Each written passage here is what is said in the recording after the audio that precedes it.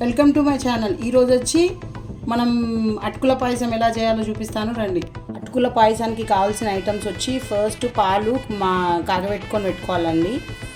మళ్ళీ ఇంకా అటుకులు మన దగ్గర ఇంట్లో ఏవి అవైలబుల్ ఉంటే అవి, డ్రై ఫ్రూట్స్, నేను దాంట్లో కొంచెం ఎండు కొబ్బరి కూడా వేస్తున్నా.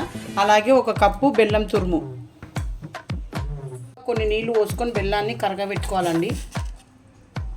వేసుకొని నెయ్యి కాగిన తర్వాత డ్రై ఫ్రూట్స్ అన్నీ వేసుకొని ఎంచుకోవాలండి. కరగంగానే ఆఫ్ చేసేసుకొని పక్కకు పెట్టుకోవాలండి. ఇది చేగిన తర్వాత డ్రై ఫ్రూట్స్ అన్నీ ఒక గిన్నెలకు తీసుకోవాలండి.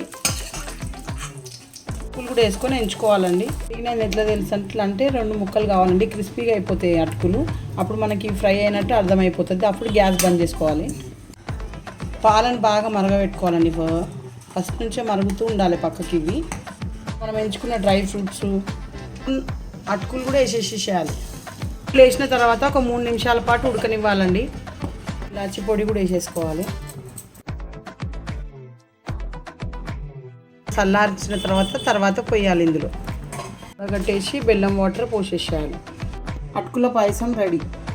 Like, share, subscribe.